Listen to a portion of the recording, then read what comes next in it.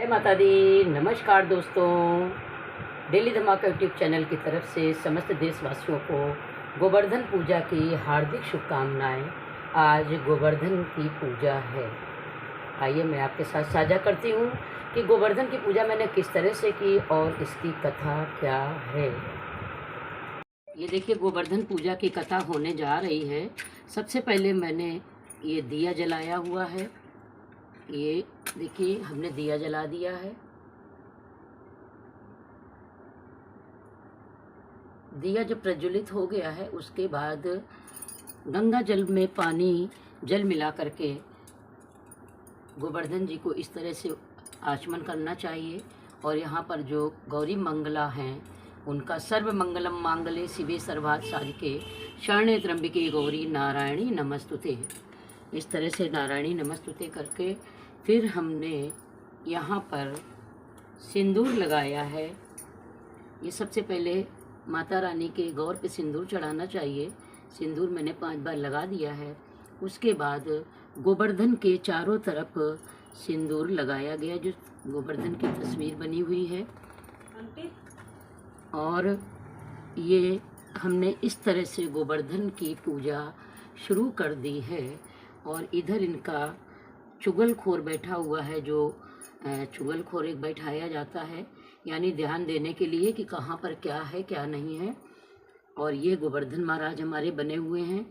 एक तरह का पर्वत होता है और उसी के ऊपर ये एक छोटा सा गोबर का गोल गोल मटका जैसा बना के रखा जाता है, जिसमें करवा चौथ की जो सीकें होती हैं वो लगाई जाती हैं।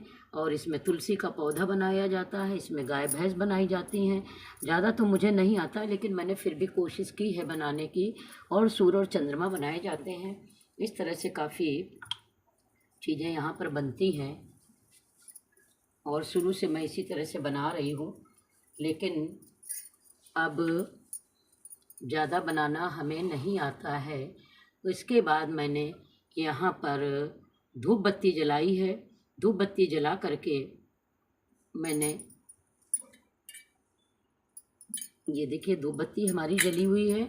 और जय गणेश भगवान कह करके ओम गम गणपते नमः, ओम गम गणपते नमः, ओम गम गणपते नमः, ओम गम गणपते नमः।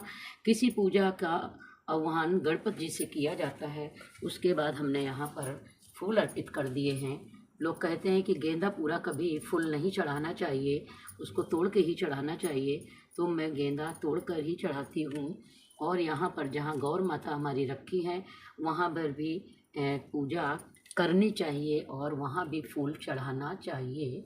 इस तरह से वहाँ भी मैंने फूल चढ़ाया हुआ है। और कभी गौर मैया को नीचे ज़मीन में खाली नहीं रखना चाहिए, चावल रखना चाहिए या फूल रखना चाहिए। मैं अक्सर फूल ही रखती हूँ, चावल नहीं रखती हूँ। और यहाँ पर ये हमारी फुलौरी है। फुलौरी को भी मैं इस तरह से गोवर्धन बाबा को खिला रही हूँ। ये देखिए, मैंने यहाँ फुलौरी खिला दी है और भगवान में मैंने पहले ही चढ़ा दी थी। इस तरह से यहाँ पर ये कढ़ी की फुलौरी, बड़े की फुलौरी है। फिर इसमें गट्टा खिलौना चूरा की भी पूजा होती है। ये देखिए, मैंने खील चढ़ा दी है। इस तरह से खील भी मैंने यहाँ पर चढ़ा दी है। अब ये हमारी चिड़िया है जो हम लोग खाते हैं। ये देखिए, ये देसी घी थोड़ा सा चम्मच में लिया है, मुझे नुकसान करता है इसलिए नहीं। और इसको मैं खिलौने के साथ कहानी कहने के बाद खाऊंगी। आप तब तक हमारी ये कहानी सुनिए कि इनकी कहानी इस तरह से क्या है। आपको कहानी मैं सुना रही हूँ। बोलो गोवर्धन महाराज की जय। गोवर्धन पूजा की कथा इस प्रकार है। पूर्व काल में ब्रजमंडल के लोग कार्तिक मास के शुक्ल पक्ष की प्रतिपदा तिथि को दीपावली के अगले दिन इंद्रोत्सव मनाया करते थे। एक बार श्री कृष्ण ने वहाँ के लोगों से पूछा कि इस मास में इंद्रोत्सव मनाने का क्या औचित्य है। इंद्र तो केवल वर्षा ही करते हैं, जबकि गोवर्धन पर्वत से तो हमें अपनी गायों के लिए चारा भी मिलता है, जिसमें वे खूब दूध देती हैं। हमें सारी जड़ी बूटियाँ औषधियाँ इसी पर्वत से तो मिलती हैं, इसीलिए सबको गोवर्धन पर्वत का ही पूजन करना चाहिए। श्री कृष्ण के समझाने पर ब्रजमंडल के लोगों ने इंद्र का पूजन बंद करके गोवर्धन की पूजा शुरू कर दी। इससे इंद्र कुपित हो गया और प्रलंकारी मेघों को आदेश देकर के ब्रजमंडल में 7 दिन तक लगातार मूसलाधार बारिश होती रही। इससे चारों ओर जल ही जल हो गया।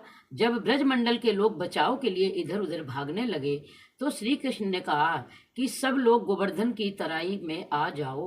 फिर उन्होंने गोवर्धन पर्वत को अपनी कनिष्का उंगली पर धारण करके सबकी रक्षा की। इधर ब्रह्मा जी ने जब इंद्र को वास्तु स्थिति से अवगत कराया तो इंद्र लज्जित हुआ और उसने वर्षा बंद करके भगवान श्री कृष्ण से क्षमा मांगी। तभी से समूचे उत्तर भारत में गोवर्धन पूजन का प्रचलन हुआ, जो आज तक भी दीपावली के अगले दिन श्रद्धा भक्ति से किया जाता है। इस दिन अन्नकूट नया अन्न का भोग लगा करके गोवर्धन की परिक्रमा करने का विशेष महत्व है। बोलो गोवर्धन पर्वत की जय, बोलो श्री कृष्ण भगवान की जय, बोलो सभी देवी देवताओं की जय। जय हो गोवर्धन महाराज की जय हो, श्री कृष्ण भगवान की जय हो, जय हो, जय हो, जय हो। इस तरह कहानी कह करके गोवर्धन पूजा का, अन्नकूट की पूजा का समापन हुआ। आपको हमारे अन्नकूट की यानी गोवर्धन की पूजा की गाथा अच्छी तरह तो लाइक करिएगा, शेयर करिएगा, कमेंट करिएगा और सब्सक्राइब करना मत भूलिएगा। बोलो श्री कृष्ण भगवान की जय, बोलो साचे दरबार की जय। जय माता दी, जय हो, जय हो, जय हो।